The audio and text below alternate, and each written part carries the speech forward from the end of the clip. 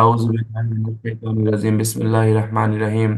দরুদ শরীফ। আল্লাহুম্মা সাল্লি আলা মুহাম্মাদ আলা আলি মুহাম্মাদ কামা সাল্লাইতা আলা ইব্রাহিম ওয়া আলা আলি ইব্রাহিম ইন্নাকা হামিদুম মাজিদ। আল্লাহুম্মা বারিক আলা মুহাম্মাদ ওয়া আলা আলি মুহাম্মাদ কামা বারাকতা আলা ইব্রাহিম ওয়া আলা আলি ইব্রাহিম ইন্নাকা হামিদুম মাজিদ। সাল্লাল্লাহু আলাইহি ওয়াসাল্লাম, সাল্লাল্লাহু আলাইহি ওয়াসাল্লাম। প্রিয় বন্ধুরা, আমরা পুলিশ আইন প্রায় শেষ করে ফেলছি। দুই তিনটে ধারা ছিল, ওটা আমরা পড়াবানি। আজকে আমরা পুলিশ আইনের উপরে এমসিকিউ গুলো আমি জিজ্ঞাসা করি, আপনারা শুনবেন। শুনলে ইনশাল্লাহ দেখবেন উত্তরগুলো মুখস্থ হয়ে। যারা নতুন তারা খালি শুনবে, আর যারা পুরাতন আছে তারা উত্তর কমেন্ট অপশনে বলবে।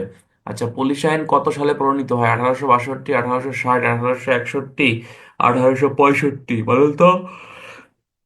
হ্যাঁ, থ্যাংক ইউ। কত সালে পরিণত হয়? 1861 সালে পুলিশ আইন পরিণত। 60 বললেন কেন আপনি ভাই? 1861 সালে পুলিশ আইন পরিণত হয়। পুলিশ আইনে পুলিশ আইন 1861 সালে কত নং আইন? 5 নং আইন, 45 নং আইন, 25 নং আইন, 50 নং আইন? কত নং আইন বলেন তো? 5 নং আইন। Thank you. এরপরে বলেন যে পুলিশ আইন অনুসারে আপনার পুলিশের সবচেয়ে সিনিয়র কর্মকর্তা কে? এএসপি, ডিআইজি, আইজিপি মহোদয়, উপরের সবগুলো। হ্যাঁ, আইজিপি মহোদয়। Thank you. এরপরে বলেন যে পুলিশ আইন অনুসারে নিম্ন পদস্থ কর্মচারী বলতে কোন পদের নিচের কর্মকর্তাকে বুঝাইছে? পুলিশ পরিদর্শক, এসআই, এএসআই, এএসপি কোনোটি না। আচ্ছা, পুলিশ পরিদর্শক বা ইন্সপেক্টর পদমর্যাদার অফিসারকে বেসিক্যালি বোঝানো হয়েছে। আচ্ছা, পুলিশ শব্দটি নিচের কোন শব্দ থেকে উৎপত্তি হয়েছে? পর্তুগিজ, ফার্সি, আরবি নাকি উর্দু? বলেন তো। Thank you. পর্তুগিজ শব্দ থেকে পুলিশ শব্দের উৎপত্তি হয়েছে। আচ্ছা, এরপরে বলেন যে পুলিশ সদস্যদের যে কোনো জেলায় নিয়োগ করার বিধান রয়েছে পুলিশ আইনের কয় ধারায়? দুই ধারা, 3 ধারা, 4 ধারা, 5 ধারা? যে কোনো জেলায় নিয়োগ করা যাবে। বলেন তো কয় ধারায় বিধান রয়েছে? হ্যাঁ, থ্যাংক ইউ। 2 ধারায়, এটা 2 ধারায় বিধান রয়েছে। আচ্ছা, এরপরে বলেন যে নিচের কোনটি আপনার লঘু দণ্ড নয়? মনে করেন সতর্কীকরণ, সাসপেনশন, তিরস্কার কোনোটিই না। সঠিক অ্যান্সার কি বলেন তো? সাসপেনশন। সাসপেনশন কোনো লঘু দণ্ড নয়। এটা হচ্ছে সাসপেনশন। এমসিকিউ, কি দণ্ড বলেন তো? এটা হচ্ছে এক প্রকারের বিশেষ দণ্ড। আচ্ছা, এরপরে বলেন যে দণ্ড আর কি বলে ওটা, পুলিশ আইন অনুসারে কোনো অভিযোগের প্রেক্ষিতে কোনো পুলিশ সদস্যকে চাকরি হতে সাময়িক বরখাস্ত করা হলে আহ, পুলিশ আইন অনুযায়ী তাকে কি দণ্ড শাস্তি প্রদান করা হয়েছে? গুরুদণ্ড, লঘুদণ্ড, বিশেষ দণ্ড কোনোটিই না। কি দণ্ড বলেন তো ভাই? তাকে বিশেষ দণ্ড, অর্থাৎ সাসপেনশন দেয়া হয়ে থাকে, সাসপেনশন করা হয়ে থাকে। ঠিক আছে কিনা? আচ্ছা, এরপরে বলেন যে পুলিশ বাহিনীর গঠন পুলিশ আইনের কোন ধারায় বর্ণিত হয়েছে? পুলিশ বাহিনীর গঠন পুলিশ আইনের কোন ধারায় বর্ণিত? 3 ধারা, 4 ধারা, 5 ধারা, 7 ধারা? কয় ধারায় বলেন তো? পুলিশ বাহিনীর গঠন পুলিশ আইনের কোন ধারায় বর্ণিত? আচ্ছা, 2 ধারায়। পুলিশ বাহিনীর গঠন পুলিশ আইনের 2 ধারা অনুযায়ী হয়েছে। এরপরে বলেন যে আইনসঙ্গতভাবে বাংলাদেশ পুলিশের জেলার রদ বদল করতে পারে কে? আইজি, ডিআইজি, আদালত নাকি সরকার? কে পারে বলেন তো? কে পারে বলেন এটা? হ্যাঁ, থ্যাংক ইউ। এটা সরকার পারে, সরকার। পুলিশ বাহিনীর রদ বদল করতে পারে একমাত্র সরকার পারে। দেখেন নাই যে পুলিশের বিভিন্ন কি করতেছে? চাকরি চলে যাচ্ছে, তারপরে রদ বদল করতেছে, হ্যাঁ, পদোন্নতি দিচ্ছে, এক জেলা থেকে আর এক জেলায় নিচ্ছে। কথা বোঝেন নাই? সরকার পারে। আচ্ছা, পুলিশ আইন অনুযায়ী পুলিশ বাহিনী কার তত্ত্বাবধানে থাকে? আদালত, ডিআইজি, সরকার নাকি হচ্ছে আইজিপি? কার তত্ত্বাবধানে থাকে বলেন তো? বলেন কার তত্ত্বাবধানে থাকে? হ্যাঁ, সরকারের তত্ত্বাবধানে থাকে। Thank you. সরকারের তত্ত্বাবধানে থাকে। আচ্ছা, চাকরি হতে অপসারণ বা বরখাস্তের আদেশ দিতে পারে কে? ডিআইজি, আইজি, সংশ্লিষ্ট কর্মচারী নিয়োগকারী কর্তৃপক্ষ নাকি এসপি? কে পারে বলেন তো? না, ডিআইজি আইজি বলে কোনো কথা না। যিনি সংশ্লিষ্ট নিয়োগকারী কর্তৃপক্ষ তিনি হচ্ছে আপনার সাসপেনশন করার অধিকার, বরখাস্ত করার অধিকার রাখে। আচ্ছা, এরপরে বলেন যে পুলিশ সদস্য কি ধরনের অপরাধের জন্য সাজা ভোগ করে থাকে? কর্তব্য, অযোগ্যতা, দোষ ত্রুটি, অবহেলা নাকি উপরের সবগুলো? বলেন তো কি ধরনের? উপরের সবগুলো, অর্থাৎ কর্তব্য, দোষ ত্রুটি, অবহেলা, এর সব কারণে হচ্ছে পুলিশ সদস্য সাজা ভোগ করে থাকে।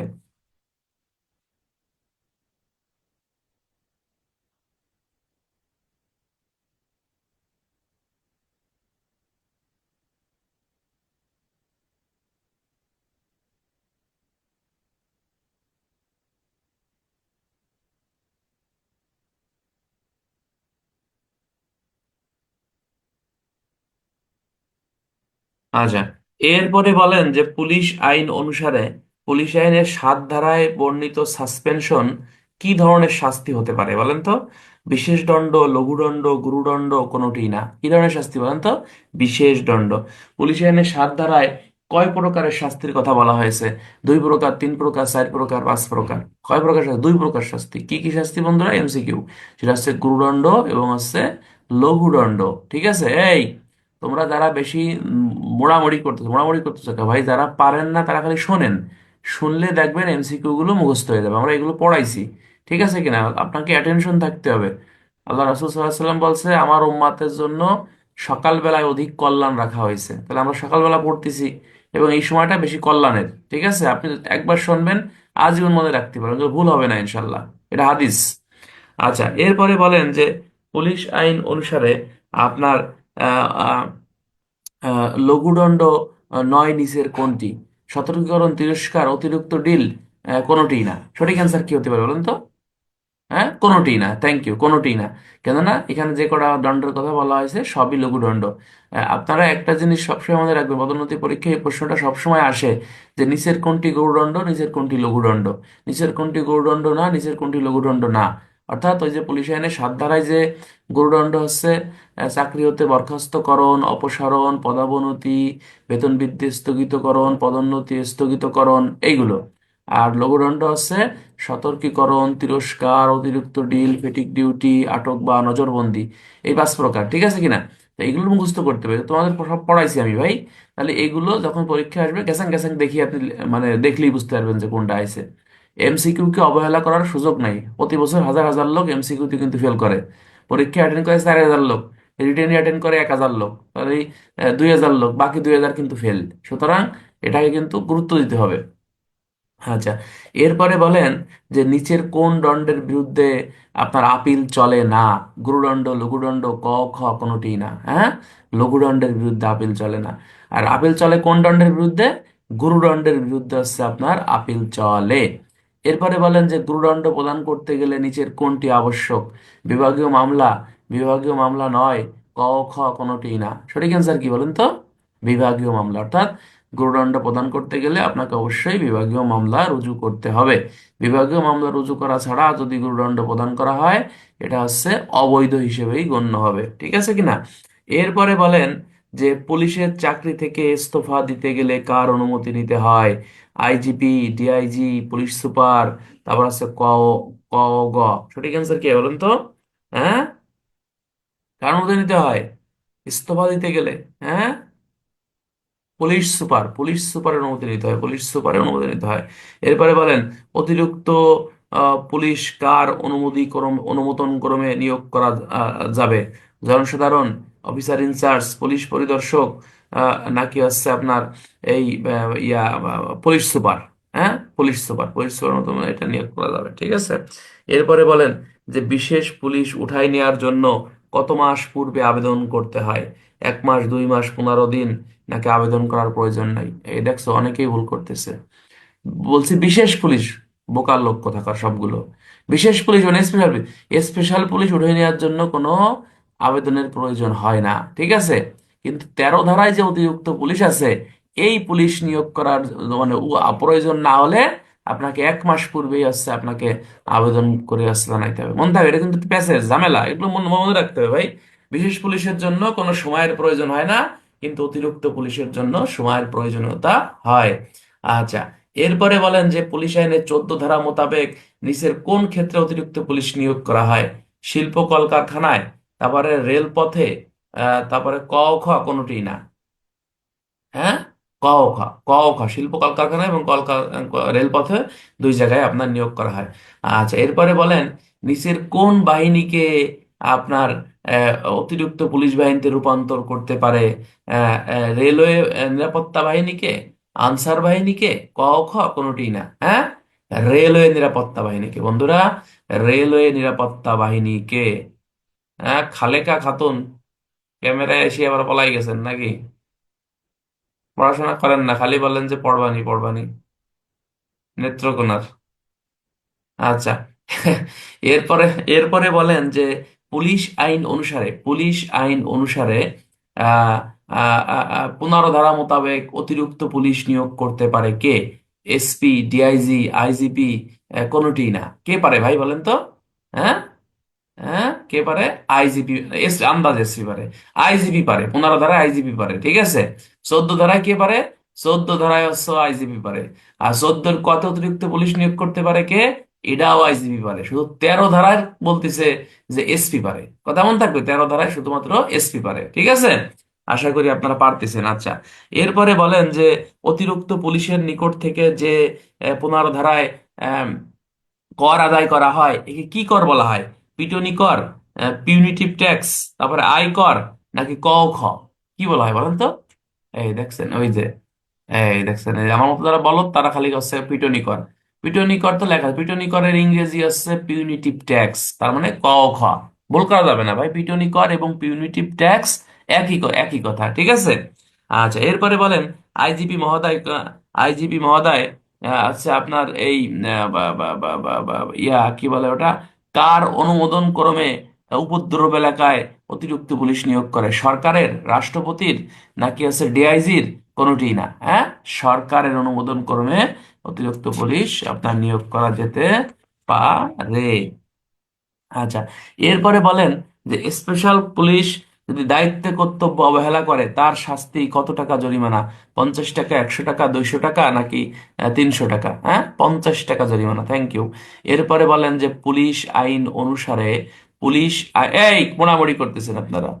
পুলিশ আইন অনুসারে, শোনেন ভাই, শুনলে দেখবেন এগুলো, আমার তো মনে হয় শুনলেই মুখস্থ হয়ে যায় এগুলো, ঠিক না? তুমি কথা বলো, দেখো অনেকে উত্তর দিচ্ছে, যেমন তোমার আমি নিজে উত্তর বলে দিচ্ছি, তাহলে তো এগুলো শুনবেন। মানুষ একটা জিনিস যখন শোনে তখন বেশি মনে থাকে। তুমি নিজে পড়বা তখন মনে থাকবে না, একটু একটু করে ভুলে যাবা। বাট মানুষের মুখের কথা বেশি মনে থাকে, ঠিক আছে। আচ্ছা, বলেন পুলিশ আইন অনুসারে আপনার এই অতিরিক্ত পুলিশ দায়িত্ব অবহেলা করলে কত টাকা জরিমানা? 50 টাকা, 20 টাকা, 200 টাকা, কোনোটি না। সঠিক অ্যান্সার কি? এই দেখছেন, অনেকেই ভুল করছে। পুলিশ আইনে অতিরিক্ত পুলিশ দায়িত্ব অবহেলায় কোনো জরিমানার বিধান কিন্তু নাই, ঠিক আছে। ডাইরেক্ট শাস্তি আছে। হ্যাঁ, পুলিশ আইনের 7 ধারায় আছে আপনার, 29 ধারায় শাস্তি আছে। এই যে ভুল করছেন, তার মানে দেখছেন, স্পেশাল পুলিশ দায়িত্ব অবহেলা করলে শাস্তি আছে আছে পুলিশ আইনের আছে আপনার, ওই কয় ধারা, ওই যে, আরে 20 ধারা বোধহয় নাকি, 17, 18, 19, হ্যাঁ। তাহলে ওখানে 200 টাকা, 50 টাকা জরিমানার বিধান আছে, কিন্তু অতিরিক্ত পুলিশের বিধান নাই। আচ্ছা, এরপরে বলেন যে পুলিশ আইন অনুসারে আপনার কোনো পুলিশ সদস্যের বিরুদ্ধে মামলা দায়ের করতে গেলে কত মাসের মধ্যে হচ্ছে আপনার করতে হবে বলেন তো? কত? এই শোনা যাচ্ছে কথা ভাই? কথা কি শোনা যায়? আচ্ছা, এরপরে বলেন যে অতিরিক্ত স্পেশাল পুলিশ সাধারণত কে নিয়োগ করতে পারে? আপনার ডিআইজি, আইজি, নাকি জেলা ম্যাজিস্ট্রেট, নাকি কোনোটিই না? সঠিক অ্যান্সার কি ভাই? হ্যাঁ, জেলা ম্যাজিস্ট্রেট নিয়োগ করতে পারে। Thank you. জেলা ম্যাজিস্ট্রেট হচ্ছে আপনার অতিরিক্ত পুলিশ নিয়োগ করতে পারে।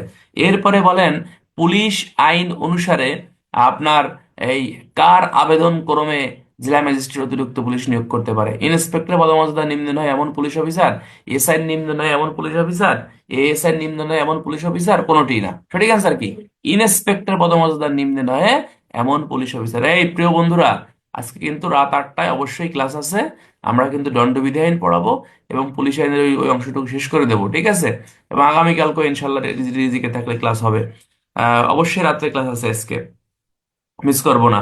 আচ্ছা, এরপরে বলেন যে পুলিশ আইন অনুসারে পুলিশ আইন অনুসারে পুলিশ আইনের 23 ধারার কর্তব্য সাধারণত কোন পুলিশের প্রতি প্রযোজ্য? কনস্টেবল থেকে ডিআইজি, কনস্টেবল থেকে আইজিপি, হ্যাঁ, নাকি কোনোটিই না? হ্যাঁ, হ্যাঁ, সবার জন্য প্রযোজ্য। আচ্ছা, অপরাধের বৃত্তান্ত অনুসন্ধান করা, অপরাধীকে গ্রেপ্তার করা পুলিশ আইনের কোন ধারার আলোচ্য বিষয়? 23, 24, 25 কোন ধারা আলোচ্য বিষয়? 23 ধারা আলোচ্য বিষয়। Thank you.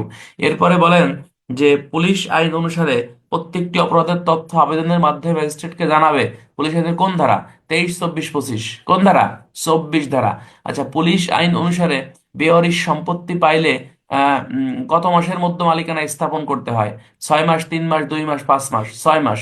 আচ্ছা, পুলিশ আইন অনুসারে বেয়ারিশ সম্পত্তি পাইলে পুলিশ কার নির্দেশ অনুযায়ী পরিচালিত হবে? ডিআইজি, আইজি, জেলা ম্যাজিস্ট্রেট, কোনোটিই না। হ্যাঁ, ম্যাজিস্ট্রেটের নির্দেশ অনুযায়ী হচ্ছে আপনার পরিচালিত হবে। এরপরে বলেন যে অবাধ্য জনতার শাস্তি পুলিশ আইনের কোন ধারায় বর্ণিত আছে? অবাধ্য জনতা বলেন তো। হ্যাঁ, অবাধ্য জনতার শাস্তি 32, 33, 35 উপরের সবগুলো। 32 ধারা। কয় টাকা জরিমানা বলেন তো? 32 ধারায় 200 টাকা জরিমানার বিধান কিন্তু রাখা হয়েছে। এরপরে বলেন যে পুলিশ আইন অনুযায়ী আপনার শোভাযাত্রা জন্য লাইসেন্স নিতে বাধ্য করতে পারে কে? পুলিশ সুপার, সহকারী পুলিশ সুপার, ম্যাজিস্ট্রেট, উপরের সবগুলো। এই দেখছো, অনেকে ভুল করছে এটা। সবাই 5 মিনিট দাঁড়িয়ে থাকেন। এটা হচ্ছে লাইসেন্স নিতে বাধ্য করতে পারে হচ্ছে শুধুমাত্র ম্যাজিস্ট্রেট লাইসেন্স নিতে বাধ্য করতে পারে। আর লাইসেন্স দেবে কিটা? লাইসেন্স দেবে হচ্ছে পুলিশ সুপার দেবে। কত টাকা কত টাকার বিনিময়ে লাইসেন্স দেবে? 50 টাকা, 100 টাকা, 200 টাকা? কোনোটিই না। কোনোটিই না, কেননা লাইসেন্সের জন্য কোনো টাকা পয়সার প্রয়োজন হবে না। সমাবেশের কোন অংশ কতটুকু কোন দিকে পরিচালিত হবে তা নির্ধারণ করে দেবে কে? নির্ধারণ করে দেবে পুলিশ। ঠিক আছে কিনা? এটা কয় ধারায় বলছে? এটা পুলিশ আইনের 30-এর 4 উপধারায় এই কথাটা বেসিক্যালি বলা হয়েছে। লা হাওলা ওয়ালা কুওয়াতা ইল্লা বিল্লাহিল আলিয়্যিল আযীম। আচ্ছা, পরবর্তী কোশ্চেনে আমরা চলে যাব প্রিয় বন্ধুরা, যেখানে বলতেছে যে পুলিশ আইন অনুযায়ী আপনার এই সভা সমাবেশের লাইসেন্সের শর্ত অমান্য করলে কে ছত্রভঙ্গের নির্দেশ দিতে পারেন? কে পারেন?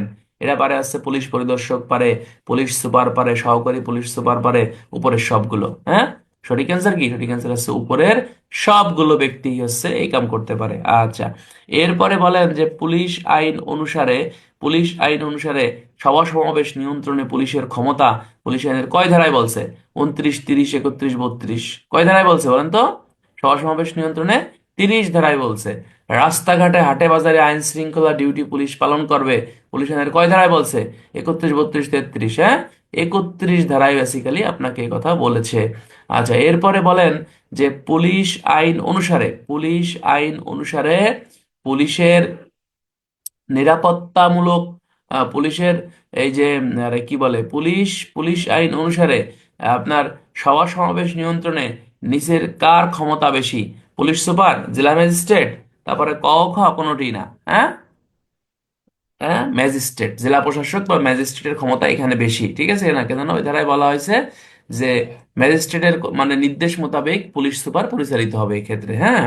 আচ্ছা, এরপরে বলেন হচ্ছে আপনার এই সভা সমাবেশের লাইসেন্সের শর্ত লঙ্ঘন করলে আপনার কয় টাকা জরিমানার বিধান রাখা হয়েছে বলেন তো? কয় টাকা জরিমানার বিধান রাখা হয়েছে? 200 টাকা পর্যন্ত জরিমানার বিধান কিন্তু এখানে আপনার রাখা হয়েছে।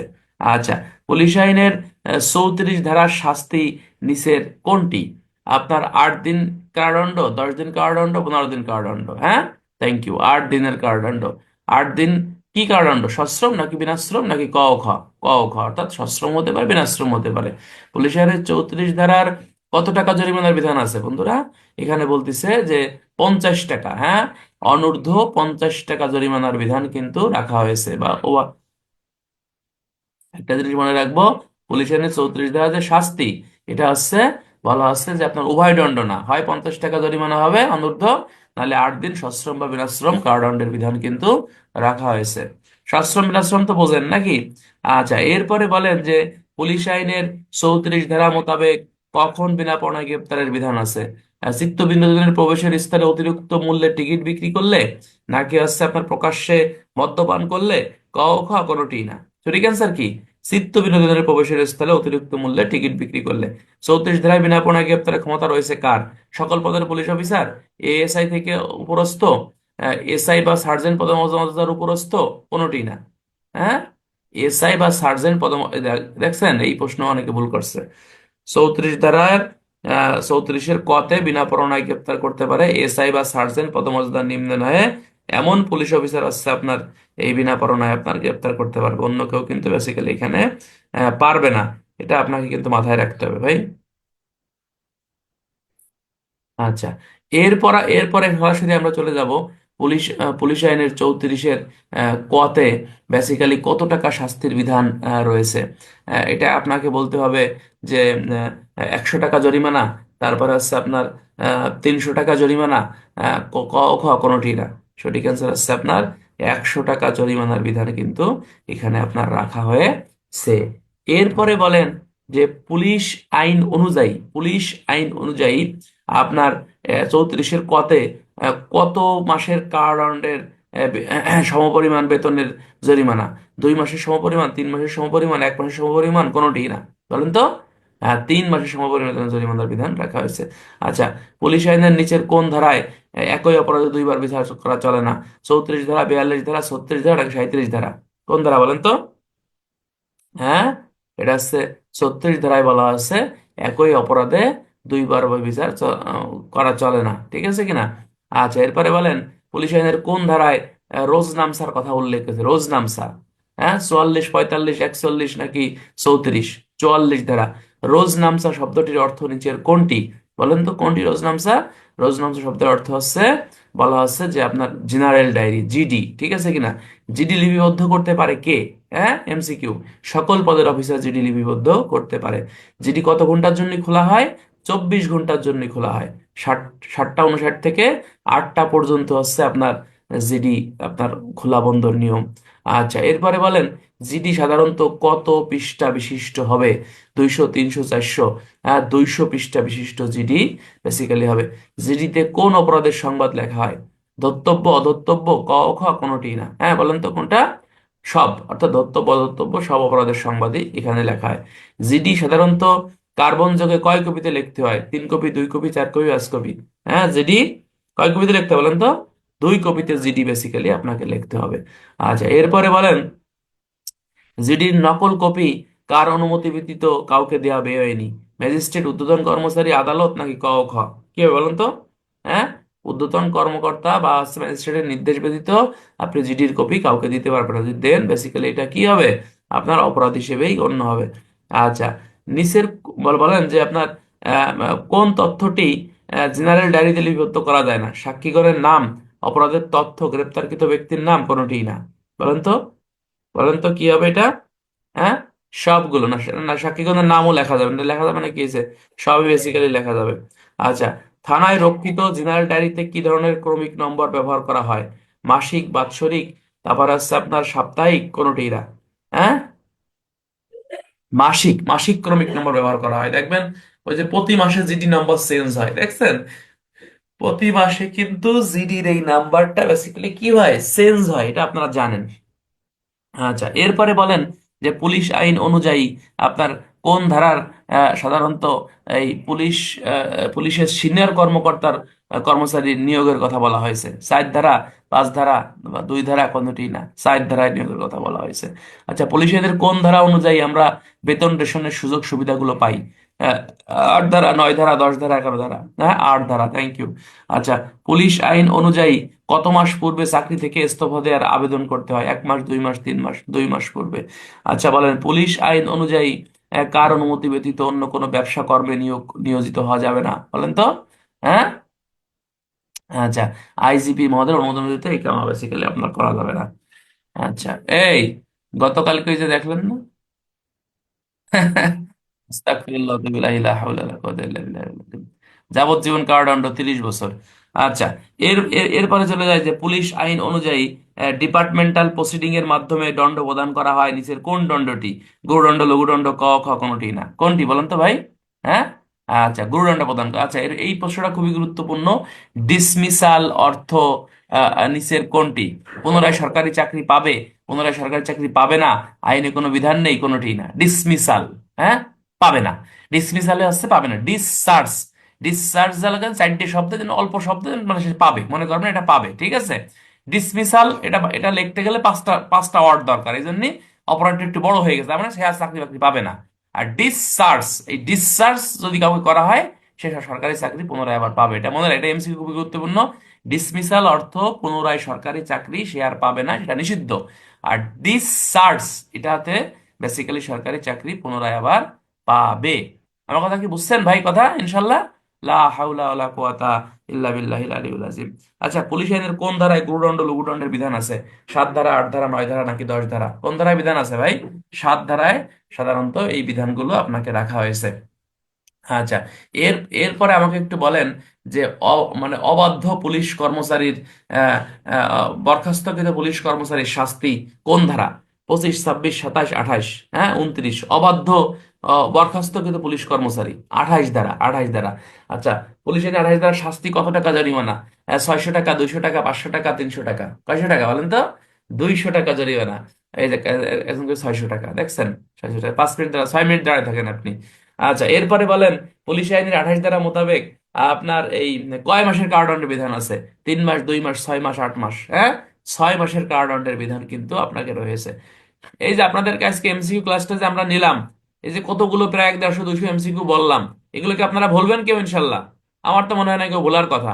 মানুষ শুনলে বেশি মনে থাকে, মানুষ শুনলে বেশি মনে থাকে, ঠিক আছে? ইনশাল্লাহ ভালো লাগবে। আর আজকে রাত্রে অবশ্যই ক্লাস আছে। আমি তো আজকে আগে কত ক্লাস নিতে পারলাম না বলে আজকে আমরা একটা সাপোর্টিং ক্লাস এমনি থেকেই নিলাম। ইনশাল্লাহ আমি কখনো ফাঁকি দিয়ে পছন্দ করি না, সবসময় অ্যাক্টিভ থাকার চেষ্টা করি। আচ্ছা, এরপরে বলেন, পুলিশ আইন অনুযায়ী, পুলিশ আইন অনুযায়ী আপনাকে বলতে বলতে হবে যে আপনার এই কি বলে ওটা, এই বেঅরিশ সম্পত্তি পাইলে পুলিশের দায়িত্ব নয় নিচের কোনটি? উক্ত সম্পত্তি হেফাজতে নিবে, উক্ত সম্পত্তির আচ্ছা আপনার এই ম্যাজিস্ট্রেটকে অবগত করবে, ক ও খ কোনোটি না। সঠিক অ্যান্সার কি? দায়িত্ব নয় কোনটি? হ্যাঁ, কোনোটি না। কেননা ম্যাজিস্ট্রেটকে অবগত করাও পুলিশের কাজ, এবং উক্ত সম্পত্তি হেফাজতে নেওয়াও পুলিশের কাজ, ঠিক আছে কিনা? আচ্ছা, এরপরে বলেন যে বেয়ারি সম্পত্তি পাওয়ার পরে আপনার ম্যাজিস্ট্রেটকে অবগত করবে, ঠিক আছে।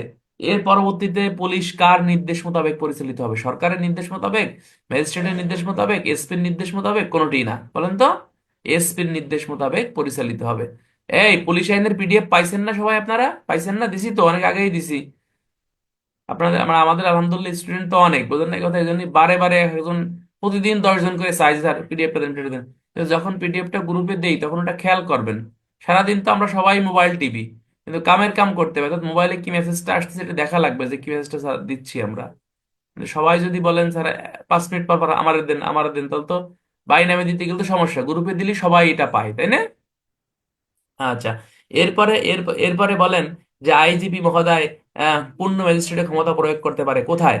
জেলা শহরে, মহানগর এলাকায়, থানা এলাকায়, নাকি দেশের সর্বত্র? কোথায় পারে ভাই? হ্যাঁ, সর্বত্র জেলা ম্যাজিস্ট্রেটের ক্ষমতা প্রয়োগ করতে পারে, সর্বত্র, অর্থাৎ বাংলাদেশ সব জায়গায় তিনি এই ক্ষমতা প্রয়োগ করতে পারে। আচ্ছা, এরপরে বলেন যে পুলিশ আইন অনুসারে, পুলিশ আইন অনুসারে আপনাকে বলতে হবে যে আহ, আরে কি বলে ওটা, পুলিশের সকল পদোন্নত দায়িত্ব কর্তব্য বর্ণিত রয়েছে কোন ধারায়? 23, 24, 25, 26? হ্যাঁ, 23 ধারা, থ্যাংক ইউ, 23 ধারা এটা বর্ণিত রয়েছে। আচ্ছা, এরপরে আমাকে একটু বলতে হবে যে ওয়াস অ্যান্ড অর্ড বাহিনীকে যখন পুলিশ বাহিনীতে রূপান্তর করতে হবে, তখন তারা কাদের মতো সুযোগ সুবিধা পাবে? অতিরিক্ত পুলিশের মতো, স্পেশাল পুলিশের মতো, তারপরে ক ও খ কোনোটি না? হ্যাঁ, কাদের মতো বলেন তো? অতিরিক্ত পুলিশ বাহিনীর মতো বেসিক্যালি তারা সুযোগ সুবিধা বেসিক্যালি আপনার পাবে। হ্যাঁ, এই হলো পুলিশ আইনের এমসিকিউ গুলো ছিল, এগুলো আপনারা পারবেন, আমরা আবারও পড়াবো। আজকে রাতে আমাদের ইনশাল্লাহ আবার দণ্ডবিধির ক্লাস আছে, সাথে পুলিশ আইনের যে 3-4টে ধারা ছিল ওটা আমরা ব্যাখ্যামূলক পড়ে দেবো, ঠিক আছে? আর নতুন আমি একটা বাড়ির কাজ দিচ্ছি, ওই বাড়ির কাজটা আজকে সবাই করবেন। প্রশ্ন আমাদেরকে লিখতে, প্রশ্ন লেখা ছাড়া আসলে কোনো গতি নাই, সবারই লিখতে হবে। দেখি দণ্ডবিধির কয়েকটা কোশ্চেন আমি জিজ্ঞেস করি, সবাই বলেন, ক্লাস থেকে বেরোয়েন না। লা হাউলা ওয়ালা কুওয়াতা ইল্লা বিল্লাহিল আলিয়্যিল আযীম। বলেন, দণ্ডবিধি আইন অনুসারে আপনার দেহ রক্ষার্থে কয়টি ক্ষেত্রে মৃত্যুদণ্ড ঘটানো যায়? 3, 4, 5, 6? কয়টি ক্ষেত্রে ভাই? 6টি ক্ষেত্রে মৃত্যুদণ্ড ঘটানো যায়। এরপরে বলেন, ডলি ইন ক্যাপস দণ্ডবিধির কোন ধারার সাথে সম্পৃক্ত? 82, 83, 81? কোনোটি না, 82। আচ্ছা, কত বছরের কম বয়স্ক ব্যক্তি দণ্ডবিধি আইনে অপরাধ নয়? হ্যাঁ, 65, 61? তারপর আছে আপনার 9 বছরের কম? কোনোটি না, 9 বছরের কম। আচ্ছা, এরপরে বলেন যে পুলিশ আইন, সরি, দণ্ডবিধি আইন অনুসারে আপনার যদি কোনো ব্যক্তি সরকারের জারিকৃত আদেশ অমান্য করে, কয় ধারা মোতাবেক অপরাধী? 82, 182, 183, নাকি 188? কোনোটি না। হ্যাঁ, 188, 188 মোতাবেক সে অপরাধ করছে বলেই বেসিক্যালি আপনার গণ্য হওয়া ভয় করবে। আচ্ছা, এরপরে বলেন যে পুলিশ আইন অনুসারে, পুলিশ আইন অনুসারে আপনাকে, সরি, দণ্ডবিধি আইন অনুসারে আপনাকে বলতে হবে ইয়ে, এই আত্মরক্ষার অধিকার প্রয়োগ করা যায় কোন সম্পত্তি রক্ষার্থে? স্থাবর, অস্থাবর, ক ও খ? কোনোটি না। হ্যাঁ, হ্যাঁ, ধন্যবাদ। স্থাবর এবং অস্থাবর উভয় প্রকারের সম্পত্তি এটা রক্ষা করা যায়। এরপর আবার দণ্ডবিধি আইনের আত্মরক্ষার অধিকারের পূর্ব শর্ত কয়টি? 2, 3, 4, 5 কয়টি? 4টি। 99 ধারায় 4টি, ঠিক আছে। আচ্ছা, সম্পত্তি রক্ষার্থে কোন কোন অবস্থায় মৃত্যু ঘটানো যায়? 3টি অবস্থায়, 4টি অবস্থায়, 5টি অবস্থায়, 6টি অবস্থায়? 4টি অবস্থায় মৃত্যু ঘটানো যায়। Thank you. আচ্ছা, অ্যাবেটমেন্ট কথাটি নিচের কোন ধারার সাথে সম্পৃক্ত? 107, 108, 109, 110? 107 ধারা। আচ্ছা, ওই অপরাধমূলক ষড়যন্ত্রের ক্ষেত্রে কতজন সদস্যের প্রয়োজন? 2 বা ততোধিক, 3 বা ততোধিক, 4 বা ততোধিক? কত? 2 বা ততোধিক ব্যক্তির প্রয়োজন। আচ্ছা, বেআইনি সমাবেশে কতজন ব্যক্তির প্রয়োজন? হ্যাঁ, ধন্যবাদ। 5 বা ততোধিক ব্যক্তির প্রয়োজন। মারামারির ক্ষেত্রে কতজন ব্যক্তির প্রয়োজন? 2 বা ততোধিক ব্যক্তির প্রয়োজন। Thank you. এরপরে বলানো হচ্ছে আপনার চুরির ক্ষেত্রে কতজন ব্যক্তির প্রয়োজন? নির্দিষ্ট কোনো সংখ্যা নাই। বলপূর্বক আদায়ের জন্য কতজন ব্যক্তির প্রয়োজন? নির্দিষ্ট কোনো সংখ্যা নাই। দস্যুতার ক্ষেত্রে কতজন সংখ্যা ব্যক্তির প্রয়োজন? 1 থেকে 4 জন ব্যক্তির প্রয়োজন। ডাকাতির ক্ষেত্রে কতজন ব্যক্তির প্রয়োজন? 5 বা ততোধিক ব্যক্তির প্রয়োজন। অসাধুভাবে সম্পত্তি আত্মসাতের ক্ষেত্রে কতজন ব্যক্তির প্রয়োজন? 403-এ নির্দিষ্ট কোনো সংখ্যা নাই। আহ, আহ, অপরাধজনক বিশ্বাসভঙ্গের ক্ষেত্রে কতজন ব্যক্তির প্রয়োজন? নির্দিষ্ট কোনো সংখ্যা নাই। চোরাই মালের ক্ষেত্রে কতজন ব্যক্তির প্রয়োজন? নির্দিষ্ট কোনো সংখ্যা নাই। আহ, প্রতারণার ক্ষেত্রে কতজন ব্যক্তির প্রয়োজন? নির্দিষ্ট কোনো সংখ্যা নাই। অপরাধমূলক অনধিকার প্রবেশের ক্ষেত্রে কতজন মূলক ব্যক্তির প্রয়োজন? নির্দিষ্ট কোনো সংখ্যা নাই। এটা মনে রাখবেন যে অপরাধমূলক অনধিকার প্রবেশের ক্ষেত্রে অবশ্যই অপরাধীর এমসিকিউ কি অংশগ্রহণ আবশ্যক? প্রত্যক্ষ অংশগ্রহণ আজকে পড়াবেন ইনশাল্লাহ। এটা প্রত্যক্ষ অংশগ্রহণ প্রয়োজন। মনে করো আমি রিজাউলের বাসায় ঢুকবো, অন্যায়ভাবে ঢুকতেছি, আমাকেই ঢুকতে হবে। আমার হয়ে যদি আর একজন ঢোকে, আমার বন্ধু ঢুকলো, আমার ভাই ঢুকলো, তাহলে এটা কিন্তু আমার অপরাধ হবে না, যে ঢুকবে তার অপরাধ হবে। মনে থাকবে, যে ঢুকবে তার অপরাধ হবে। ক্রিমিনাল ট্রেসপাস এট নাইট, যেটা রাত্রিবেলায় অপরাধমূলক অনধিকার প্রবেশ। আচ্ছা, ওটা পড়াইনি যেতে পারবেন না, পরে আজকে পড়াবো এটা। আচ্ছা, এটা বলেন যে ধর্মীয় সমাবেশের ক্ষেত্রে কতজন ব্যক্তির প্রয়োজন? 3 বা ততোধিক, 4 বা ততোধিক, 5 বা ততোধিক? 3 বা ততোধিক ব্যক্তির বেসিক্যালি এখানে প্রয়োজন। আচ্ছা, কয়টি ক্ষেত্রে অপরাধজনক নরহত্যা খুন হয় না? বলেন তো। 4টি, 5টি, 6টি, 7টি? হ্যাঁ, 5টি ক্ষেত্রে অপরাধজনক নরহত্যা আপনার খুন হয় না। দণ্ডবিধির 300 ধারা 2য় অনুচ্ছেদে এই কথা আপনাকে বলছে। শোনেন, সকালবেলায় আপনাদের একটা একটা গুরুত্বপূর্ণ কথা বলি, সবাই মনোযোগ সহকারে, এটা আমার জন্য নসিহত। আমরা বেসিক্যালি আমরা কি পুলিশ সদস্য, তাই না? আমাদের পুলিশের পদোন্নতি পরীক্ষায় তোমরা নিজ দায়িত্বে এগুলো একা একা পড়বা। পরীক্ষায় এইগুলোই পরীক্ষায় আমরা যে মনে করেন এই যে ক্লাসে কতগুলো পড়াই, এত তো আর পরীক্ষা আসবে না। সবসময় মনে করবেন পুলিশের বেসিক বিষয় কি। যেমন আমি সিআরপিসি তে বলি, সিআরপিসি যেমন হচ্ছে আপনার এই যে সমন, অরেন্ট, তারপর আছে তল্লাশি, তল্লাশি পরোয়ানা, তারপরে মামলা তদন্ত 154 থেকে 176, অর্থাৎ অপমৃত্যু, শ্রোতাল রিপোর্ট। এই বিষয়গুলো নিজ দায়িত্বে ভাই তুমি মুখস্থ করে ফেলবা। এগুলো বোঝার কিছু নাই, কারো কাছ থেকে শেখারও কিছু নাই। যেমন সমনের সংজ্ঞা, গ্রেপ্তারি পরোয়ানার সংজ্ঞা, তল্লাশির বিধান, তল্লাশির সংজ্ঞা, তল্লাশির ক্ষেত্রে কনস্টেবল দায়িত্ব, কর্তব্য, আগে পরে সময়, শ্রোতাল রিপোর্ট কিভাবে করতে হয়, কৌশল তৈরি করো, অপমৃত্যু মামলা তদন্তের পদ্ধতি, শ্রোতা এই যে আহ, মামলা তদন্তের পদ্ধতি, জব্দ তালিকা, এগুলো এই রিলেটেড প্রশ্নগুলো তুমি নিজে নিজে পড়বা, এর বাইরে কোনো প্রশ্ন আসে না, ঠিক আছে? পাশাপাশি আমি তো সাপোর্টিং দেবই। যেমন দণ্ডবিধির ক্ষেত্রে তুমি কি পড়বো ভাই? দণ্ডবিধির ক্ষেত্রে আপনি পড়বেন যেমন সম্পত্তির বিরুদ্ধে যে অপরাধগুলো হয়, যেমন এই যে 378 থেকে 462 ক্ষয়, এগুলো সব পড়তে হবে। যেমন চুরি, ডাকাতি, দস্যুতা, বলপূর্বক আদায়, আত্মসাৎ, অপরাধজনক বিশ্বাসভঙ্গ, চোরাই মাল, প্রতারণা, এখানে বাদ দেওয়ার কোনো সুযোগ নাই, ঠিক আছে? তারপর আত্মরক্ষা, ব্যক্তিগত অধিকারের প্রশ্ন সব পড়ে ফেলবেন। 76 থেকে 106 সব পড়ে ফেলবেন। এগুলো এই রিলেটেড প্রশ্ন যা যা আছে তোমাকে নিজ দায়িত্ব। এই যে অনেক ক্লাস থেকে বেরোয় যাচ্ছ কে ভাই, বেরোচ্ছ কে? ভালো লাগতেছে না কথা? সকালবেলার কথা এটা, একবারে মনে করেন 1000 টাকার একটা কথা বললাম। এগুলো তুমি নিজ দায়িত্বে পড়বা। কোথা থেকে পড়বা? বিভিন্ন গাইডের প্রশ্নগুলো দেখবা, তারপর হচ্ছে তুমি মূল বই থেকে দেখবা, নিজ দায়িত্বে এই বিষয়গুলো দেখবা। সাক্ষ্য আইনের প্রশ্ন কি আসে? সাক্ষ্য আইনে নর্মালি আমরা যদি পুলিশের চাকরি করি, আমাদের বেশিরভাগ সময় প্রশ্ন আসে সাক্ষ্য আইনের ওই যে 118 থেকে 133 34 পর্যন্ত এই অংশ থেকে প্রশ্ন আসে। 138 থেকে 152 এই অংশ থেকে সাক্ষ্য আইনের প্রশ্ন আসে। আর সাক্ষ্য আইনের 3 ধারার প্রশ্ন আমাদের জন্য আসে। সাক্ষ্য আইনের 5 ধারার প্রশ্ন আসে। এই কমন বিষয়গুলো আপনাকে পড়ে ফেলতে হবে। মাইনর অ্যাক্ট আপনি কি পড়বেন? মাইনর অ্যাক্টের কথা আপনি পড়বেন, নারী শিশু মাস্ট সব ধারা পড়ে ফেলবেন, মাদকের প্রায় সব ধারা পড়ে ফেলবেন। সাইবার নিরাপত্তা আইনের 21 থেকে, সরি, সাইবার নিরাপত্তা আইনের 17 থেকে আপনি একবারে 35 ধারা পর্যন্ত প্রতিটা ধারা পড়ে ফেলবেন। তারপর আছে শিশু আইনের অল্প কয়েকটা ধারা, 13, 14, 15, 21, তারপরে 34, 48, 52 আর 76 থেকে 82, এই ধারাগুলো শিশু আইনের পড়ে ফেলতে হবে। হ্যাঁ, শিশু আইন থেকে প্রশ্ন এবছর আসার সম্ভাবনা আছে। তারপরে আপনি বাল্য বিবাহ আইনটা দেখবেন, জুয়া আইনটা দেখবেন। মানে আপনারা নিশ্চিত থাকেন যে এই সকল আইন আইন ইনশাল্লাহ আমরা ক্লাসে বারবার পড়াবো। কিন্তু তুমি আমি যেহেতু পরীক্ষা দেবো ভাই, তাহলে নিজ দায়িত্বে এই আইনগুলো তোমার আয়ত্তে রাখতে হবে। ঠিক আছে?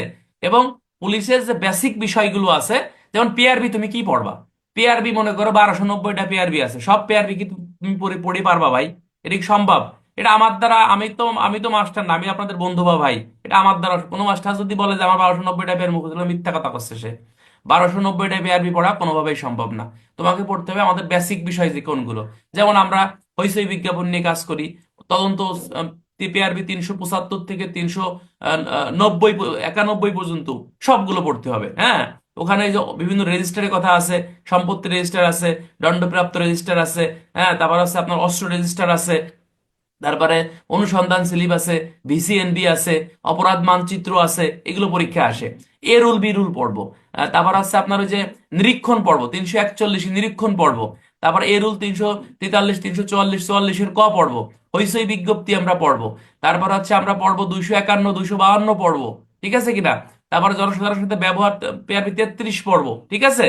তারপরে হচ্ছে আপনারা, আমরা পড়বো পিআরবি 86, 87 পড়বো। পিআরবি 106 থেকে 115 পর্যন্ত সবগুলো পড়বো। এগুলো কিছু টেকনিক আছে, এগুলো আমরা আস্তে আস্তে পড়বো। বাট আমি যেগুলো কলাম এগুলো নিজ দায়িত্বে পড়বেন আপনারা। ঠিক আছে ভাই? কেউ যদি চায় যে আমার র্যাঙ্কটা দরকার, আল্লাহ পাক তাকে দিয়েই দেয়। ঠিক আছে? তোমাকে লক্ষ্য স্থির করতে হবে, আমাকে চাই। হ্যাঁ, কারো কাছে পড়িয়ে কেউ র্যাঙ্ক লাগাতে পারে না। আমার কাছে পড়তেছেন বলেই যে সব, কোনো টিচার যদি বলে যে আমার কাছে পড়েন আপনি আউলিয়া হয়ে যাবেন, মিথ্যা কথা এটা। আপনাকেই পড়তে হবে ভাই, কিন্তু মনের ভিতরে টার্গেট নিতে হবে যে আমার র্যাঙ্ক দরকার। র্যাঙ্ক না লাগাতে পারলে আমার চাকরি থাকবে না। ঠিক আছে কিনা?